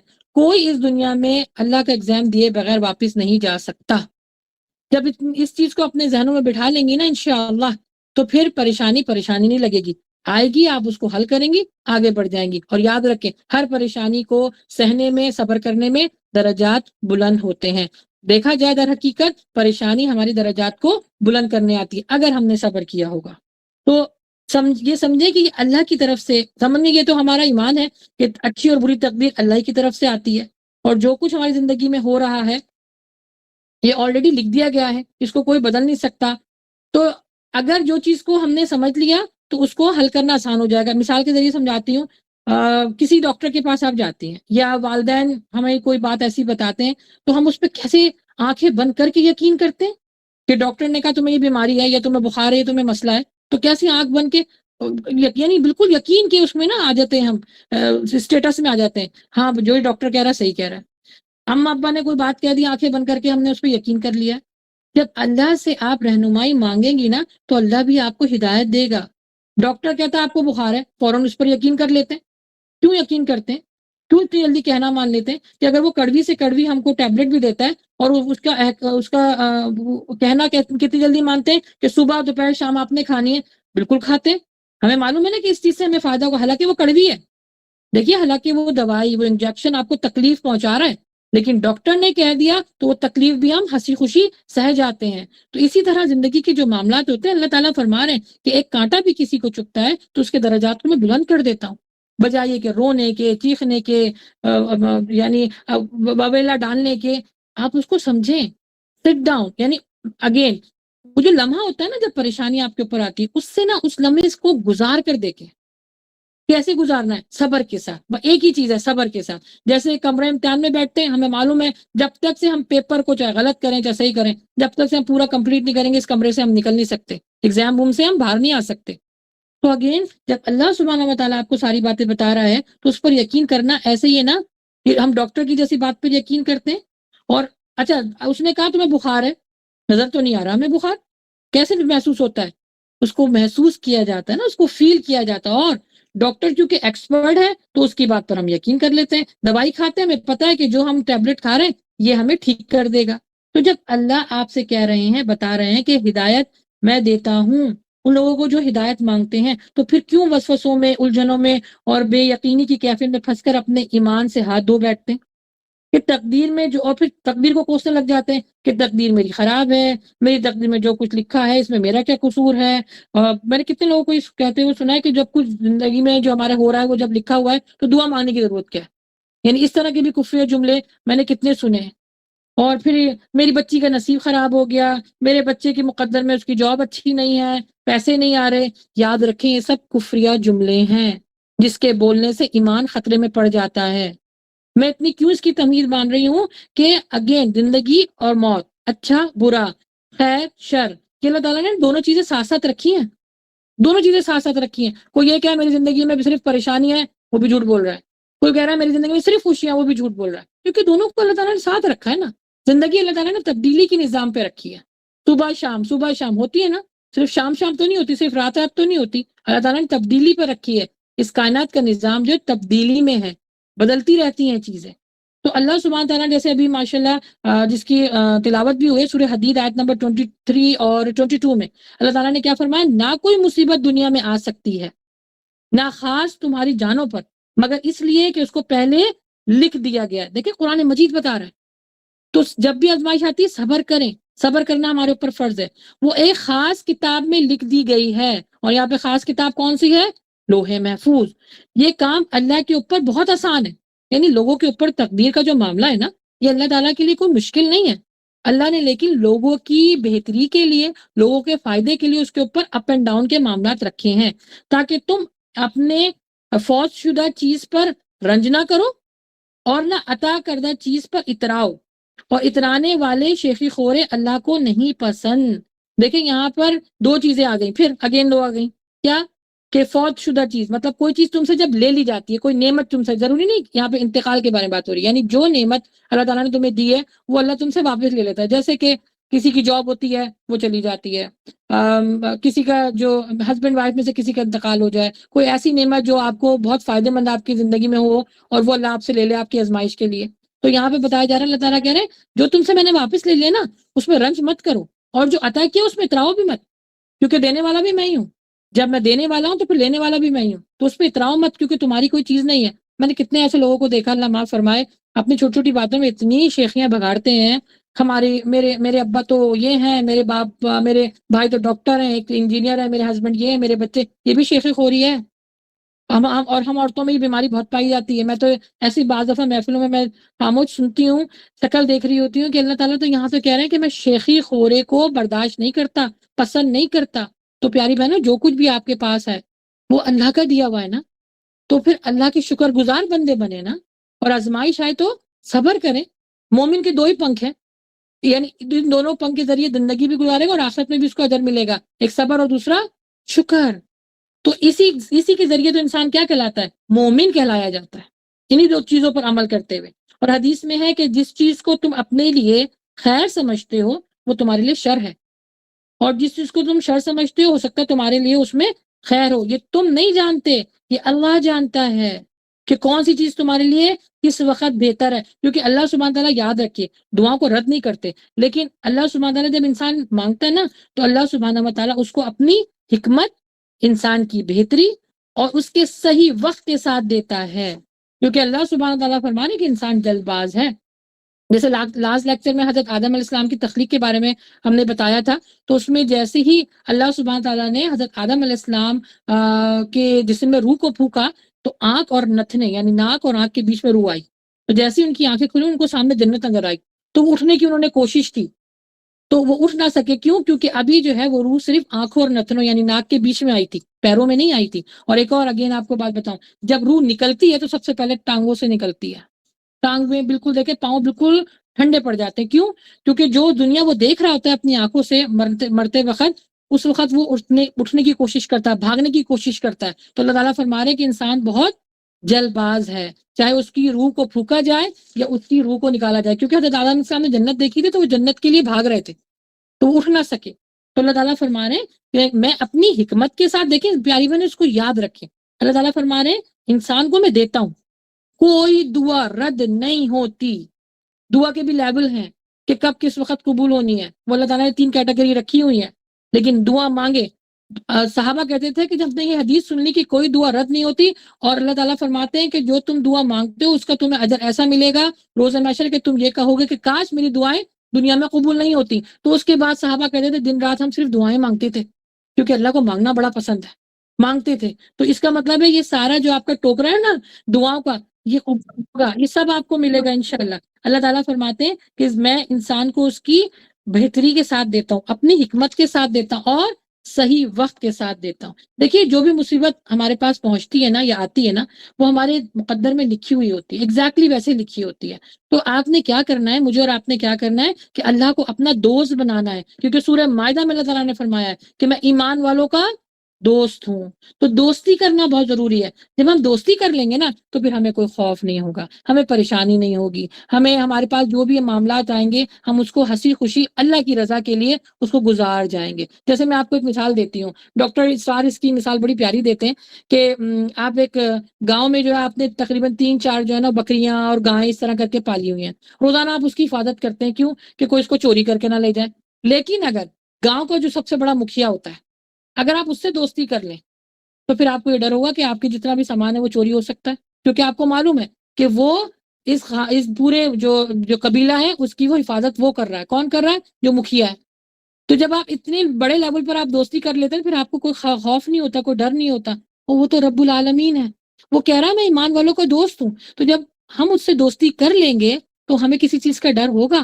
اچھا ڈر ہوگا، بالکل خوف بھی ہوگا، لیکن اس ڈر میں اللہ تعالیٰ اپنی رحمتیں دے گا، اپنی رضا شامل رکھے گا، اور وہ چیز دے گا جو انسان کو سکون پہنچاتی ہے، کیونکہ سکون بہت ضروری ہے زندگی کے لیے بھی اور آخرت کے لیے بھی۔ آخرت کے لیے بھی یہ سب چیزیں بہت ضروری ہیں ہمارے۔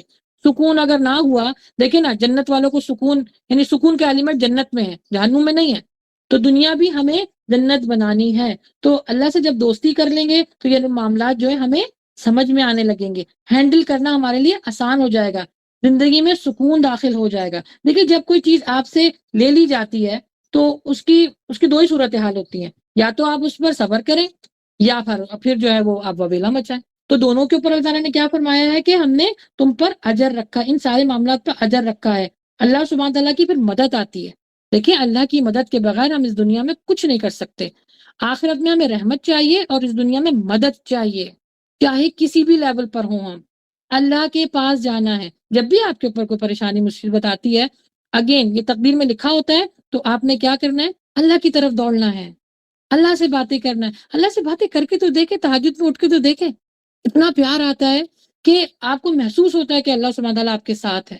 دن بھر میں تو آپ کام وام کر رہے ہوتے ہیں نا. دیکھیں اللہ تعالیٰ نے بھی کیا فرمایا کہ اگر تمہیں مجھ سے بات کرنی ہے نا اور بہت قریب آنا ہے تو تہجد میں آ جاؤ، بات کرو. میں تو میرے دروازے رحمت کے کھلے ہوتے دن بھر میں، کیونکہ اللہ تعالیٰ دیکھے دن بھر میں اللہ تعالیٰ ڈسٹرب نہیں کر رہا. اللہ کہہ رہا ہے دن بھر میں فضل تلاش کرو، کیونکہ انسان کو کھانا ہے، اس کے رزق ہے، اس کے بچے ہیں، اس کے معاملات ہیں، اس کی زندگی ہے، اس کے اچھے ساتھ اس کے ایسے معاملات ہیں جو اس کو دن میں ہی پورے کور اپ کرنے. رات کو اللہ تعالیٰ سلا دیتا ہے. مجھے ایسا محسوس ہوتا ہے کہ بڑی سی لائٹ جل رہی ہے، اور جیسے ہم نے بچوں کو ڈرانے کے لیے کہ بھائی سو جا وہ نہیں سو رہے ہوتے تو پورے گھر کی لائٹیں بند کر دیتے ہیں کہ جب ہم ماحول جو ہے وہ اندھیرے والا بنائیں گے تو بچے جلدی سو جائیں گے، ان کو صبح اسکول جانا ہے. اسی طرح اللہ سبحانہ تعالیٰ اپنے بندوں کو سلاتا ہے، رات کو اندھیرا کر دیتا ہے کہ اب سکون تلاش کرو. دن بھر میں تم بہت تھکے ہو، رات کو تم جو ہے سکون تلاش کرو. اور میری یاد میں کہ اللہ تعالیٰ فرماتے ہیں نا کہ سکون ہے، تو تہجد نوٹ کر اللہ سے باتیں کریں، اللہ سے دوستی کریں. پریشانی آئے گی، مصیبت آئے گی، لیکن اس کو ہینڈل کرنا اللہ ہمیں قرآن مجید سے سکھا رہا ہے کہ اللہ سبحانہ تعالیٰ سے ہمیں کس طرح راضی ہونا ہے. دیکھیں پیاری بہنوں، انشاءاللہ اس کے بعد میں اپنے سیشن کو کور کروں گا، انکلوڈ کروں گی. اللہ سبحانہ و تعالیٰ کی جو دوستی ہے نا وہ 2 وے ہے، وہ 1 وے نہیں ہے. ایسا نہیں ہے کہ صرف وہی دیے جائے اور آپ نے کچھ نہیں کرنا. یہ 2 وے ٹریفک ہے. اللہ تعالیٰ فرماتے ہیں تم مجھے یاد رکھو، میں تمہیں یاد رکھوں گا. تم میری طرف ایک طرف قدم چل کر آؤ، میری رحمت دوڑ کے ڈھانپے گی. تم مجھ سے مانگو گے میں تمہیں دوں گا. تم گناہ کرتے ہو رجوع کرو گے میں تمہیں معاف کر دوں گا، نجات بھی دوں گا. لیکن اگر تم منہ موڑ لو گے تو میں بھی منہ موڑ لوں گا. تم ہدایت مانگو گے میں ہدایت دوں گا. جو ہدایت نہیں مانگتے میں ان کو ہدایت نہیں دیکھتا، بالکل نہیں دیتے اللہ سبحانہ تعالیٰ. میری دوستی اللہ تعالیٰ فرماتے ہیں لیکن میری دوستی کی ایک شرط ہے. وہ کیا ہے کہ مجھے ایک مان رہتی دنیا تک، قیامت تک ہمیں کیا کرنا ہے؟ صرف اور صرف اللہ کے احکامات پر عمل کرنا ہے، اللہ کی عبادت کرنی ہے. اور عبادت کا مطلب یہ ہے کہ اللہ سبحانہ تعالیٰ کی فرما برداری کے ساتھ ساتھ گناہوں سے بھی دور رہنا ہے، اس کی نافرمانی سے بچنا ہے. یہ ہے عبادت. نیکی کرنا بڑی نیکی نہیں ہے، لیکن گناہوں سے بچنا بہت بڑی نیکی. کیونکہ دیکھیں لا حول ولا قوت الا باللہ، ان دونوں سچویشن میں نا انسان کے اوپر کوئی کنٹرول نہیں ہے، انسان کر ہی نہیں سکتا. اگر اللہ کی مرضی نہ ہو تو ہم یہاں پہ جمع ہو سکتے تھے؟ کوئی نیکی کا کام کر سکتے تھے؟ نہیں. اگر اللہ سبحانہ تعالیٰ ہمیں نہ بچائے تو ہم کیا گناہوں سے نہ بچ پائیں؟ ہم نہیں بچ پاتے. لیکن یہ اللہ سبحانہ تعالیٰ کی مدد ہے. اللہ تعالیٰ فرماتے ہیں کہ رہتی دنیا تک مجھے مانو، میرے لیے کام کرو، تقوی اختیار کرو، پھر تم وہاں جو اس دنیا میں ہو چاہے اس جہاں میں ہو، تم جو کچھ مانگو گے میں تمہیں دوں گا. دنیا جو ہے وہ رب چاہی ہونی چاہیے، آخرت پھر کیا ملے گی؟ من چاہی. اللہ تعالیٰ فرماتے ہیں پھر میں تمہیں وہاں سے دوں گا جہاں سے تمہارا گمان نہیں ہوگا. تقدیر پر راضی ہونا سیکھیے، تقدیر پر صبر کرنا سیکھیے، اچھے اور برے معاملات میں اللہ سبحانہ تعالیٰ کی طرف رجوع کرنا سیکھیے. اللہ سبحانہ تعالیٰ نے اس میں انسانوں کے لیے فلاح رکھی ہے، اللہ تعالیٰ نے کامیابی رکھی ہے، اجر رکھا ہے. یہ وہ تجارت ہے جو آخرت میں آپ کو ایک جوان لڑکے کی طرح ملے گی، جس کا اجر آپ ساری عمر کھائیں گے. اس سے آپ جو ہے اللہ سبحانہ تعالیٰ آپ اس کو سے دور نہیں کرے گا. اور جب آپ دعا کریں گے تو اللہ سبحانہ تعالیٰ ان دعاؤں کو قبول کرے گا. بس دعا یہی ہے کہ اللہ سبحانہ تعالیٰ جو کچھ ہم نے پڑھا ہے، سیکھا ہے، سکھایا ہے، اللہ تعالیٰ اپنی بارگاہ میں قبول فرما لے، اور اللہ سبحانہ تعالیٰ اپنے ہم سب کو اپنے حفظ و امان میں رکھے. وآخر دعوانا الحمدللہ رب العالمین. الحمدللہ. جی اب اگر کسی کا کوئی سوال ہے تو موسٹ ویلکم، وہ بھی کر سکتے ہیں. ماشاءاللہ لا حول ولا قوت الا باللہ. بہت اچھا بیان تھا آپ کا، جزاک اللہ خیر. الحمدللہ الحمدللہ. آپ کو کچھ کہنا ہے، کوئی سوال؟ Most welcome. اللہ تعالیٰ بس قبول فرمائے. کیونکہ یہ ٹاپک ایسے ہے نا، میری کوشش یہی، جیسا اگین میں نے آپ کو بتایا کہ شارٹ وے میں، شارٹ ٹائم میں آپ کو جو بھی کچھ اس کی حقیقت ہے اللہ سبحانہ تعالیٰ کروا رہے ہیں وہ آپ کے سامنے رکھی جائے. Again as a human being, انسان کی جو ریکوائرمنٹ ہے اس میں آپ نے جاننا ہے کہ اللہ سبحانہ تعالیٰ ہمارے ساتھ کیا معاملہ کر رہے ہیں، کیا ہوگا، اور اس سے نکلنے کے لیے یا اس میں داخل ہونے کے لیے ہمیں کون سی ایسے عادات، ہمیں کون سے ایسے معاملات اختیار کرنے چاہیے جس سے اللہ بھی راضی ہو اور ہماری زندگی بھی پرسکون گزرے انشاءاللہ۔ جی کسی نے ہینڈ ریز کیا، جی بولیے۔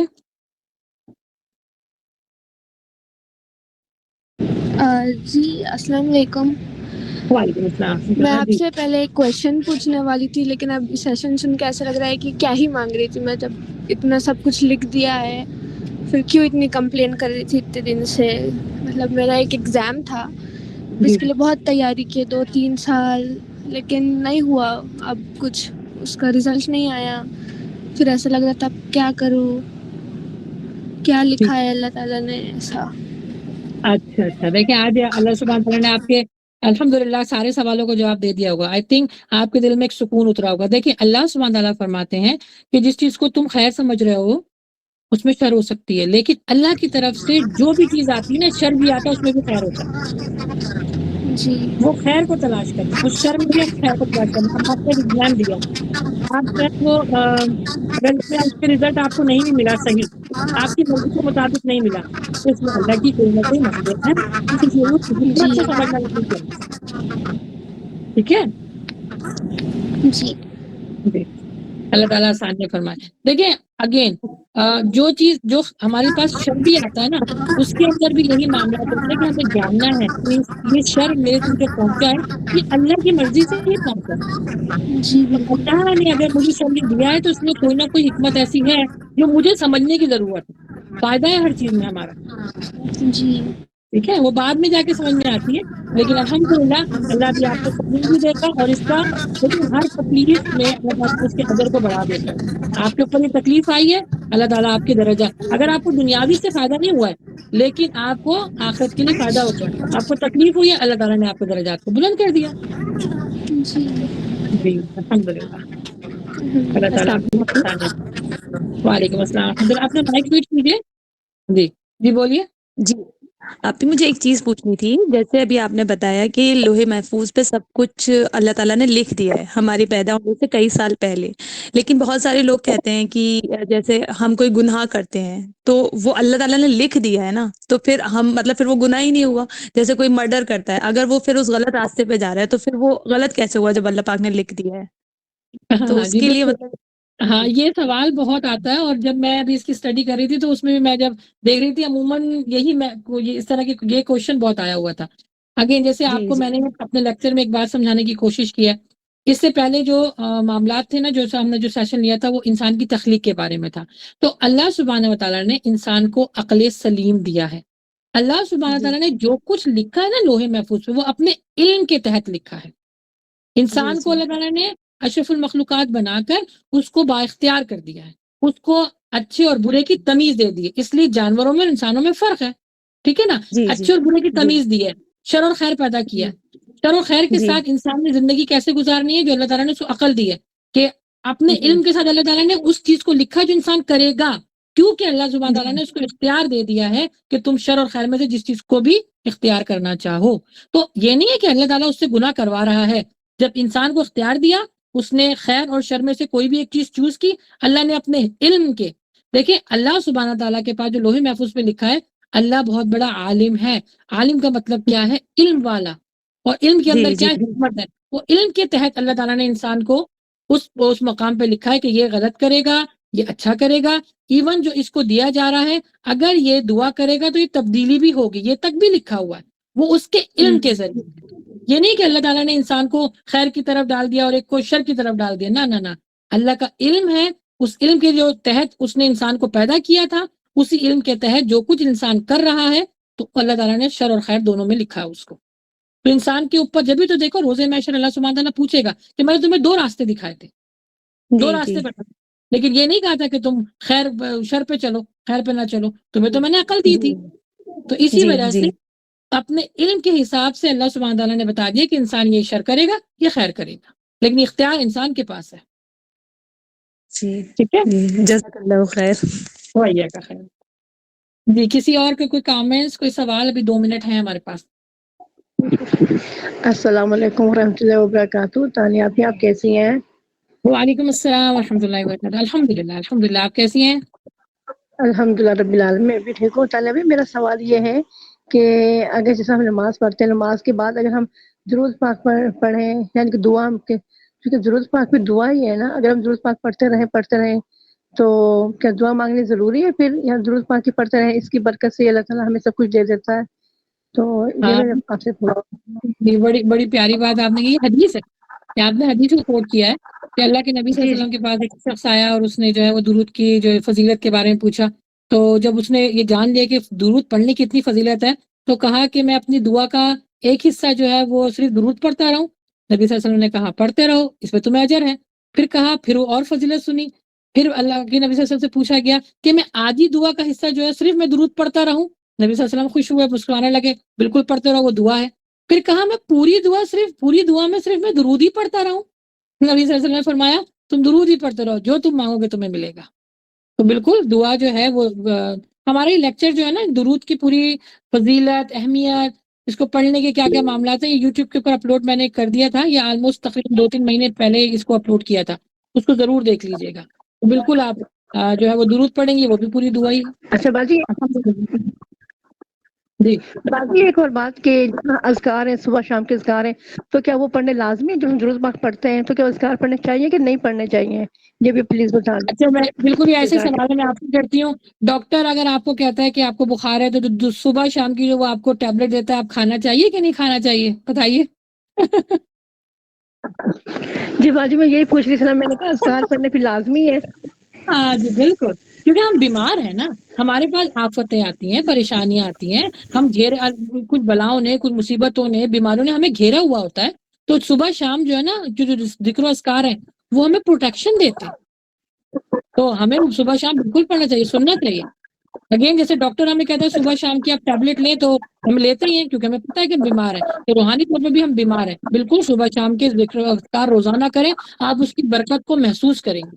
اور عصر کے ٹائم تو یہ ہے کہ فرشتے جو آپ کے نام اعمال لے کے جاتے ہیں، اور فجر والے جو ہے وہ آپ کا رزق لے کر آتے ہیں. تو یہ دونوں ٹائم آپ دیکھیں کیسے پیارے ہیں. تو جب بھی آپ کے نام اعمال لکھا جائے گا اس میں آپ ذکر و اذکار کرتی ہوئی انشاءاللہ ملیں گی. جی بالکل اچھا ضروری باجی، ہے. کچھ لوگ کہتے ہیں مغرب کے بعد پڑھنے چاہیے، کچھ لوگ کہتے ہیں کہ عصر کے بعد پڑھنے چاہیے، تو صحیح ٹائم مغرب کے بعد ہے یا عصر کے بعد کا ٹائم؟ دیکھیں فجر کا تو یہ ہے کہ جیسے ہی آپ نے پوری نماز پڑھ لی اور نماز پڑھنے کے بعد وہیں پر آپ بیٹھی رہی تو آپ ذکر و اذکار کرتی رہیں اشراق تک، ٹھیک ہے. جو آپ کہہ رہی مغرب نہیں، مغرب کے بعد تو دوسرا دن شروع ہو جاتا ہے نا، عصر کے فوراً بعد ہے یہ. اچھا اچھا شام جی، کے میں عصر کے اذکار بعد. فوراً عصر کے بعد کرنے ہیں. جی جی، اللہ کا جی شکر ہے، الحمدللہ میں عصر کے بعد ہی کرتی ہوں وہ. الحمدللہ ویری گڈ. جزاک ٹھیک ہے، اللہ بھی. وہی جی کا خیر. وعلیکم السلام ورحمۃ اللہ وبرکاتہ. جی بولیے. جی جی آپا جی، بولیے. جیسے نماز پڑھتے ہیں تشہد میں کثرت سے دعائیں پڑھتے ہیں، کثرت سے، یعنی کہ میں جی جی تشہد میں بہت ساری دعائیں پڑھتی ہوں نا. تشہد میں کیا اسلام پھیرنے کے بعد ہاتھ اٹھ کر پھر دعا مانگی جائے کہ وہی دعائیں کافی ہیں؟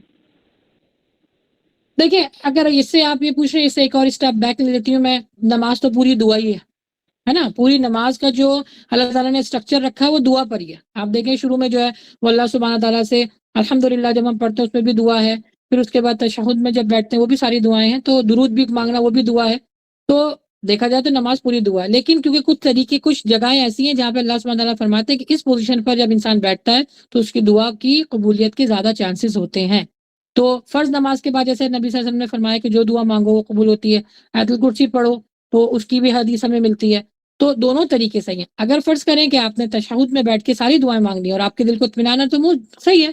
لیکن سنت طریقہ یہ ہے کہ نبی صلی اللہ علیہ وسلم اجتماعی دعا نہیں کرتے تھے فرض کے بعد، وہ انفرادی دعا کرتے تھے اور اتنے اونچے ہاتھ کرتے تھے کہ ان کی بغلوں کی سفیدی بھی نظر آتی تھی. یہ دونوں طریقے کرنا چاہیے، آپ کے اوپر سنت طریقہ ہے یہ، جو کرنا چاہیں آپ. دونوں طریقے صحیح ہے. اگر آپ تشہد میں بیٹھ جی کے دعا مانگتے ہیں جی اور اگر آپ کا دل چاہتا ہے میں اللہ سے اور مانگوں تو پھر نماز کے بعد اور مانگ لیجیے. جی نہیں، وہ تو الحمدللہ نماز کے بعد بھی مانگ لیتے ہیں نا، بعض اوقات ٹائم نہیں ہوتا ہے تو کچھ ہاں تو کام ہوتے ہیں یا بچوں کو پڑھانا. ہاں جی ہاں تو آپ جیسے فرض کریں اس طرح کے معاملے ہوتے ہیں تو جس حالت میں بھی ہے پھر آپ دوبارہ دعا مانگ سکتی ہیں. اور اگر آپ کو اطمینان ہو گیا ہے کہ آپ نے تشہد میں بیٹھ کے کافی دعا مانگ لی ہیں تو اللہ سے قبولیت کے لیے دعا مانگ لیں. ٹھیک ہے، جائز ہے، دونوں جی طریقے جائز. جی آپ ایک چیز اور پوچھنی تھی۔ میں اس لیے کیونکہ قرآن مجید کی آیت ہے نا کہ بے شک وہ لوگ جو میری عبادت سے تکبر کرتے ہیں وہ ذلیل کردہ جہنم میں داخل کیے جائیں گے. وہ مجھے ایسے پھر محسوس ہوگا کہیں تکبر میں نہ آ جائے کہ نماز کے بعد دعا نہیں مانگی یا اس طرح سے. دیکھیں میں نے تشہد آپ کو میں کیا بتایا تھا کہ نماز پوری ایک دعا ہے. تکبر کا مطلب کیا جی ہے؟ اور میری کہ عبادت ماشاء اللہ الحمدللہ آپ نے عبادت عبادت کی ہے، جی جی نماز تو پڑھی ہے آپ نے. یہ شیطان جی وسوسے ڈالتا ہے، پتہ ہے کہ آپ ہاں کی عبادت میں آپ کو نا آپ کو سیٹسفائی نہیں ہونے دیتا. پتہ نہیں میں نے یہ کیا ہے کہ جی جب یہ آپ کو کوشچن آنے لگے نا پتہ نہیں میں نے کیا، سمجھے یہ شیطان کا وسوسہ. آپ جو جی الحمدللہ ثم الحمدللہ میں نے جو کیا اللہ اپنی بارگاہ میں قبول فرمائے اور یہ کیا کیا اڑ جائے. آمین آمین. جی انشاءاللہ. اور دوسری بات یہ ہے کہ آپا جی جیسے آپ گرمیاں ہیں رات ہوں مختصر ہوتی ہے، تہجد کے ہوں اگر 4 نفل رات کو پڑھ لیا جائے یا جتنے اللہ تعالیٰ توفیق دے اور وتر بھی پڑھ لیا جائے اور پھر اس کے بعد جو ہے کبھی آنکھ کھلتی ہے تہجد کے ٹائم اور کبھی نہیں کھلتی ہے، تو ایسا کر سکتے ہیں کہ رات کے نفل پڑھ لیے جائیں. بالکل نبی صلی اللہ علیہ وسلم کا یہ تینوں طریقہ جی تھا.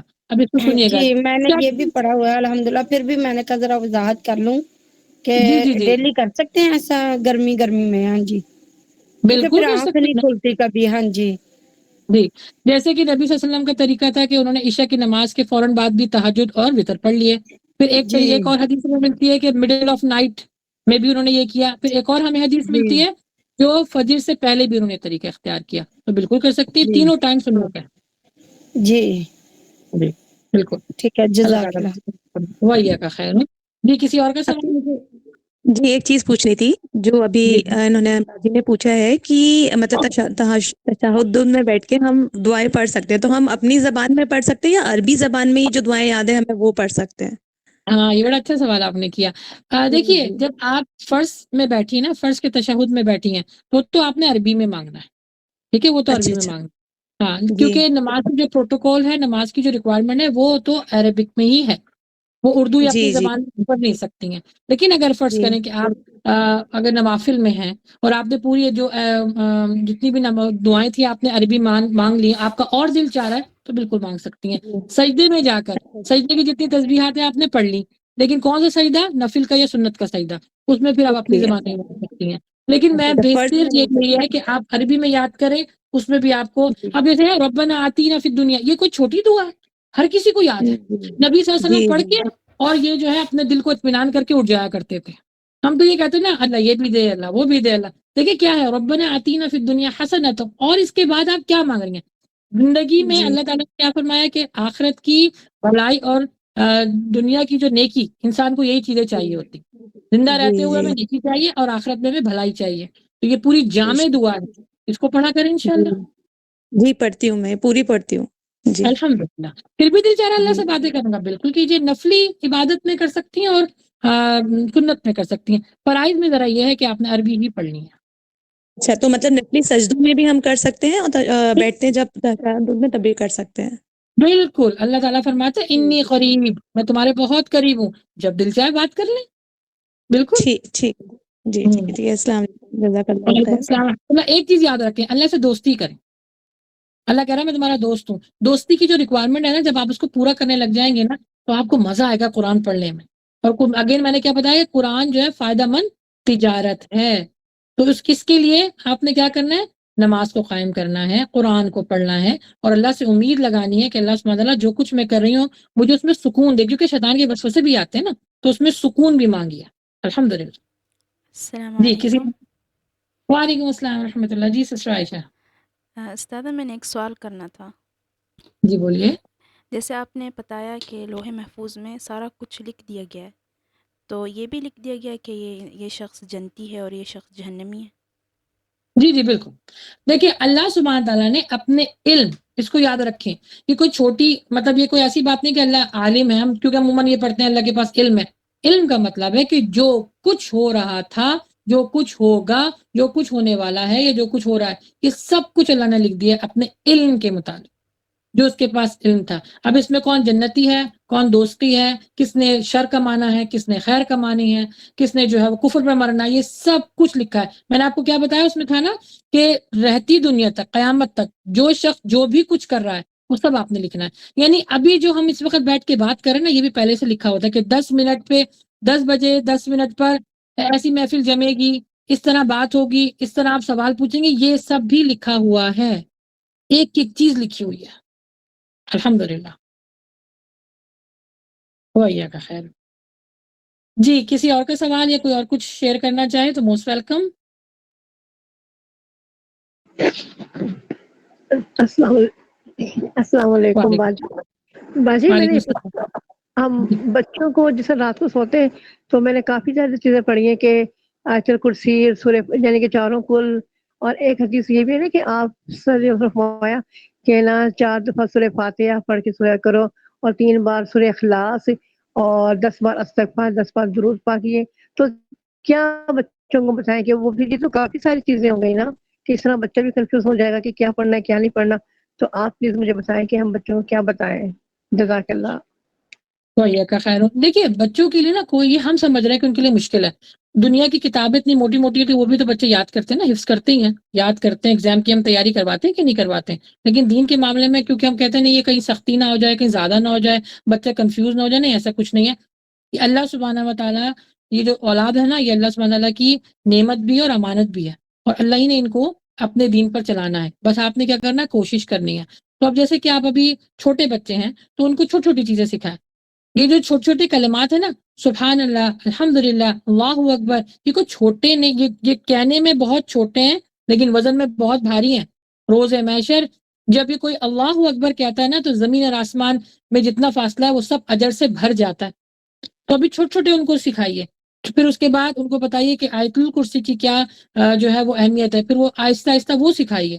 میں سمجھتی ہوں بچہ قرآن حفظ کر لیتا ہے تو یہ دعائیں بھی حفظ کر لے گا. تو روزانہ ایک نئی اس کو تسبیح بتائیے تاکہ ان کو مختلف تسبیحات بھی یاد ہو جائیں اور ان کے اجر میں بھی اضافہ ہو جائے، اور ان کو اندازہ ہو کہ ہاں یہ دین کا ایک خوبصورت پہلو ہے. اگر ایک ہی چیز مستقل آپ کرتی رہیں گی تو وہ بچے بلکہ میں سمجھتی ہوں اس سے زیادہ فیڈ اپ ہو جاتے ہیں.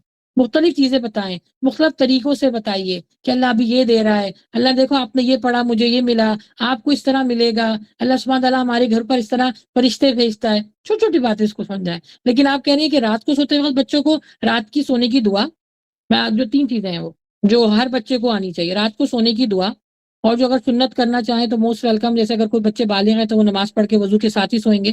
تو لیکن اگر چھوٹے بچے ہیں تو رات کو سونے کی دعا، آیت الکرسی اور جو کل ہے تینوں وہ پڑھ کے ایٹ لیسٹ ان کو سلایا کریں. یہ ان کے لیے ضروری ہے.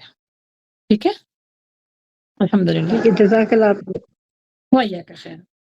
جی ایک اور کوشچن ہو سکتا ہے، اس کے بعد پھر انشاءاللہ وائنڈ اپ کرتے ہیں. بس اللہ سبحانہ تعالیٰ جو ہے وہ قبول فرمائے. جی کسی کا ہینڈ ریز ہوا ہے، بولیے.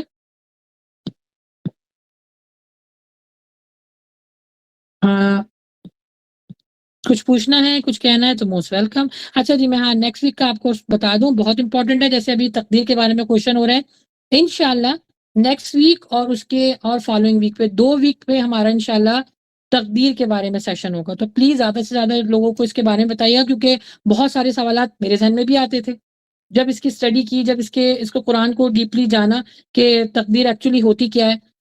تقدیر ہو گیا، مقدر، نصیب، جو بھی آپ کہہ لیں. تو انشاءاللہ اس کے بارے میں جانیں گے. یہ انسان کی اٹل حقیقت ہے. اس کو جاننے کے بعد میں سمجھتی ہوں کہ انشاءاللہ بہت ساری چیزیں آپ لوگ خود بھی حل کر سکتی ہیں، خود بھی حل ہو جائیں گی.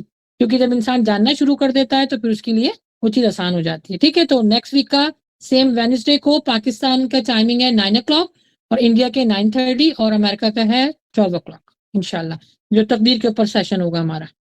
ٹھیک ہے.